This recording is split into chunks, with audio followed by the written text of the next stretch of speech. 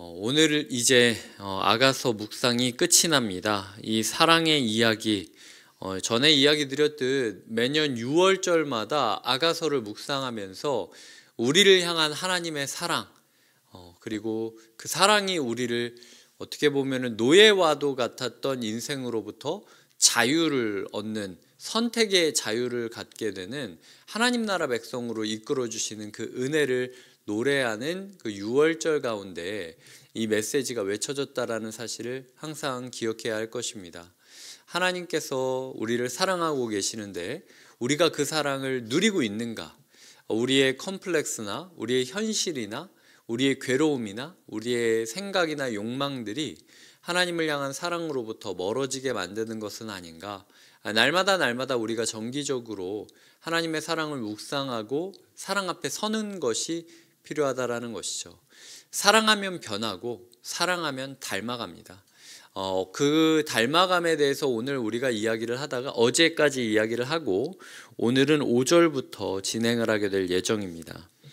5절에 보면은 5절은 합독으로 시작됩니다. 그의 사랑하는 자를 의지하고 거친 들에서 올라오는 여자가 누구냐? 라고 이야기를 하고 있죠. 그리고 그 다음에 6절에 보면은 여자가 외치게 됩니다. 너는 나를 도장같이 마음에 품고 도장같이 팔에 두라 라고 이야기를 하면서 사랑에 대해서 노래하고 있는 것이 여인의 노래고요. 6절 7절까지 여인이 외치고 있다가 그리고 그 8절은 오빠들이 부르게 됩니다. 오빠들이 부르게 되고 갑자기 이제 오빠들이 나오죠. 9절까지 오빠들이 나오다가 10절에서 다시 한번 이제 여성이 노래하게 됩니다. 그리고 13절에서 남성이 노래를 하고요. 14절에서 여성이 노래를 합니다.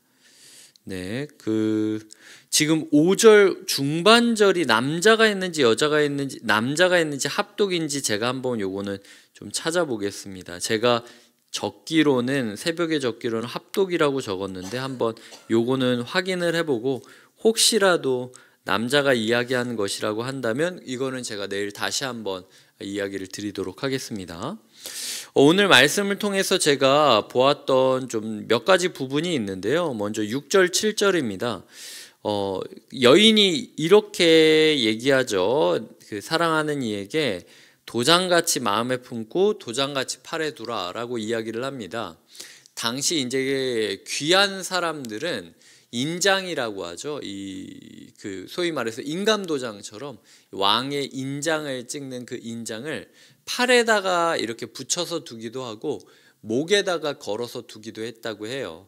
목에다 걸면 이게 치렁치렁 내려가기 때문에 심장 근처에 이제 위치하게 되었는데 그걸 이제 가슴에 둔다라고 표현을 하는 겁니다. 그러니까 마치 가장 귀한 보석을 가장 귀한 인증도장. 이 인증도장이라는 거는 왕의 정체성이지 않습니까? 요즘 뉴스에 유심카드 때문에 말이 많은데 어떻게 보면 개인정보가 바로 털릴 수도 있을 만한, 그리고 그거를 어떻게 놀리느냐에 따라서 정말로 내 인감도장이 어디에 찍히느냐에 따라 다 달라지는 거니까요. 그렇게 나를 소중하게 여겨달라. 그리고 그렇게 나를 항상 지니고 품고 살아달라라고 표현하는 여인의 모습이 등장하고 있습니다. 그리고 이야기하는 게 무엇이냐면 항상 나를 품고 항상 나를 함께하며 같이 동행해달라라고 말하며 뭐라고 이야기하냐면 사랑은 죽음같이 강하고 질투는 수월같이 잔인하며 불길같이 일어난다라고 이야기를 하고 있습니다. 죽음같이 강하다라는 게 무엇일까? 아무리 육체적으로 탁월한 사람이라 할지라도 죽음 앞에선 장사가 없습니다. 그렇기 때문에 사랑 앞에선 장사가 없다라는 거죠. 하나님께서 우리에게 정말로 그렇게 강력한 사랑, 그 누구도 피해갈 수 없는, 그 누구도 막을 수 없는, 그 누구도 도망칠 수 없는 그런 사랑으로 나와 함께하기를 꿈꾸는 여인의 모습이 우리의 모습이 되어야 한다라고 이야기를 하는 거죠. 질투는 수월같이 잔인하고 불길같이 일어난다. 7절에 보면 많은 물도 이 사랑을 끄지 못하고 홍수라도 삼키지 못한다. 사랑으로 온 재산을 주고 사랑을 팔겠다 하는 사람이 있다 한다면 오히려 비웃어야 되는 거 아니냐라고 이야기를 하면서 이 진정한 사랑 가운데는 질투가 항상 함께함은 그 소유욕이라는 게 꼭 나쁜 건 아니에요. 저 사람이 나의 것이 되기를 바라고 내가 온전히 저 사람의 것이 되기를 원한다라는 그 하나됨에 대한 열망, 그것이 서로를 향한 질투로 등장하면서 서로가 서로를 꽉 붙잡고 살아가는 그 모습, 그런 것이 진정한 사랑의 특징이라는 것이죠. 그 누구도 막을 수 없고 피해갈 수 없는 사랑이 우리에게 임하고 그 누구보다도 우리를 집중하시며 질투하시는 하나님의 열망이 우리와 함께하기를 꿈꿔야 된다라는 것이죠. 내 마음대로 하고 내 마음대로 살아가는 사랑이 아니라 하나님께 꽉 붙잡혀서 살아가는 사랑이 될 수 있기를, 그리고 우리 또한 하나님을 꽉 붙잡고 살아갈 수 있기를 꿈꿔야 된다라는 것입니다. 그런 사랑이 우리에게 필요하다라는 것이죠. 그런 사랑은요, 13절 14절에 보면은 이 하나님께서는 우리의 목소리를 듣고 싶어 하시고, 내가 여러 친구들이 너의 목소리를 원하지만 나한테만 들려주면 안 돼? 나랑만 전화하면 안 돼? 라고 이야기하는 것처럼 우리의 목소리를 듣고 싶어하는 하나님께 어쩌면 오늘 우리가 기도하러 나온 것이죠. 우리가 우리의 문제를 해결해 달라고 이야기하는 게 아니라 주님이 우리의 목소리를 듣고 싶어 하시는 걸 알고 있기 때문에, 그리고 우리 또한 주님의 목소리를 듣고 싶기 때문에 이 자리에서 주님의 목소리를 듣고 주님께 우리의 목소리를 들려드리는 것, 이 시간이 우리의 기도에 대한 정체성이 되는 것을 주님께서 원하신다라는 것이죠. 14절에 보면은 그녀는 기도할 때 이렇게 목소리를 부르며 기도하고 있습니다. 사랑하는 사람아, 너는 빨리 달려와라. 향기로운 산 위에 있는 노루와도 같이, 어린 사슴과도 같이 폴짝폴짝 뛰면서 나에게로 찾아와 달라 라고 이야기하는 모습을 그리면서 마치 우리로 치자면은 아멘 주 예수여 오시옵소서 라고 성경이 매듭지어지는 것처럼 날마다 우리는 주님 빨리 와 주시옵소서 라고 이야기를 하면서 6월절의 사랑을 묵상하듯 우리를 향한 사랑을 묵상해야 된다라는 겁니다. 예수님께서, 하나님께서 우리를 향한 사랑은 죽음보다 강한 사랑이었던 거죠. 사랑은 죽음과도 같다. 이것보다도 한 걸음 더 나아가서 죽음보다 탁월한 부활의 사랑으로 우리에게 찾아오시는 예수 그리스도의 사랑, 그 사랑이 어떤 물을 끼얹으면서 이 불길을 끊으려고 해도 멈출 수 없을 정도로 활활 타오르는 질투의 사랑, 우리와 교제하고 싶다라는 하나님의 열망이 우리의 삶에 온전히 이루어짐으로써 우리가 하나님의 말씀에 우리의 목소리로 반응하고 고백하며 하나님 어서 오시옵소서라고 인정하고 소망하면서 살아가는 그런 기도를 드리며 살아가기를 하나님께서 원하신다라는 것입니다. 두 번째로는요, 갑자기 오빠들이 등장합니다. 이 1장 6절을 저희가 살펴보면은 1장 6절에 보면은 내가 햇볕에 쬐어서 거무스름할지라도 흘겨보지 말 것은 내 어머니의 아들들이, 오빠라고 부르지도 않지 않습니까? 어머니의 아들들이 나에게 노하여 포도원지기로 삼았다. 나의 포도원을 내가 지키지 못하였다 라고 이야기를 하고 있고, 그리고 어제도 묵상했듯이 차라리 8장 1절에 보면은 당신이 내 오빠였으면 좋았을 걸 이라고 고백을 하고 있지 않습니까? 아가서에서 오빠들은요 부정적으로 계속 묘사되고 있어요. 그런데 마지막에 갑자기 오빠들의 노래가 나오는 겁니다. 이게 오늘 새벽에 제가 묵상하면서 제일 의아한 부분 중 하나였어요.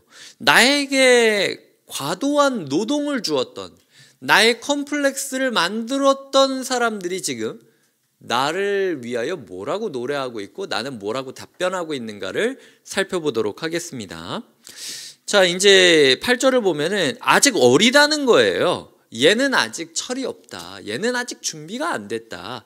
얘는 아직 사랑할 준비가 안 됐다 라고 이야기를 하면서 우리가 얘를 꽁꽁 싸매서 지켜줘야 된다 라고 이야기를 해가지고 뭐 은망대를 세우고 백향목 판자로 두르면서 이 애는 아직 준비가 안 됐기 때문에 지켜야 된다 라고 이야기를 하고 있는데 10절에 보면 난 다 컸다, 나는 다 자랐다 라고 이야기하면서 사랑할 준비가 됐다라고 하는 여성의 목소리가 등장하고 있다라는 것이죠. 그래서 어떻게 보면 한편으로 보면 이걸 두 가지로 해석할 수 있는데, 한편으로 보면은 여전히 나에게 장애물이 있고 여전히 나의 컴플렉스가 될 수 있는 어떤 사건들이 있다 할지라도 나를 사랑해주는 사람이 있기 때문에 똑같은 문제를 대하는데도 좌절하고 괴로워하는 것이 아니라 이제는 그냥 담담하게 나는 이제 준비됐다, 나는 사랑하는 사람이 있다, 나는 이제 내 갈 길 간다,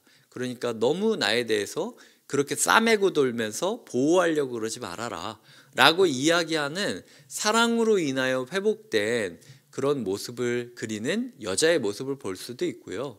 두 번째로 또 볼 수 있는 건 정말 그 오빠들이 나빴냐 라고 이야기를 할 때 사실은 그 오빠들도 동생을 지키고 싶다라는 마음으로 애를 썼기 때문이다 라고 보는 사람들도 많이 있습니다. 그래서 나에게는 콤플렉스가 되는 일이었지만 알고 보니 시간이 지나서 사랑과 만나서 내 과거와 내 현재를 다르게 보다 보니, 객관적으로 보다 보니 사실은 우리의 오빠들이 나를 그렇게 대했던 게 나를 지켜주려고 했던 거였구나 라는 사실 또한 깨닫게 되었다라는 거예요. 그래서 사랑으로 말미암아 나의 과거의 상처들이 치유가 될 뿐만 아니라 사랑으로 말미암아 나의 현재의 장애물들이 조금은 다른 시선으로 받아들여지게 되는 모습들을 8절부터 10절까지 그려지고 있다라는 것이죠. 그래서 우리의 삶에 있어서 여러 가지 컴플렉스나 괴로움들이 있을 수 있고, 그리고 우리의 삶에 여전히 우리를 주눅들게 만드는 장애물들이 있다 할지라도 과거에 우리를 상처 주었던 그 존재로부터 자유해지고 현재 우리를 가로막고 있는 장애물들을 조금은 다른 시각으로 대하며 사랑하는 사람과 함께 돌파하기로 결정하는 것, 그것이 어쩌면 사랑받는 이로서 마땅한 모습이라는 것이죠. 말씀을 맺겠습니다. 주님의 사랑을 우리가 얼마나 깊이 인지하고 있는가, 그리고 주님의 사랑에 얼마나 깊이 뜨겁게 응답하고 있는가.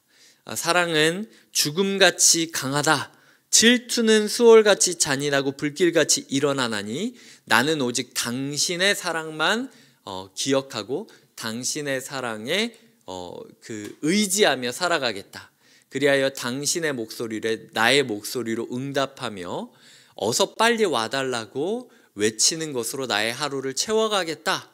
나의 삶에 나를 괴롭혔던 여러 부분들이 있고 여전히 나의 삶에 장애물들이 있겠지만 사랑하는 당신과 함께 있기 때문에 이제는 조금 다른 시각으로, 때로는 의연하게, 때로는 과거를 이해하면서 새로운 시각으로 현재를 해석하면서 살아가겠다라고 품는 사랑의 변화가 필요하다라는 것이죠.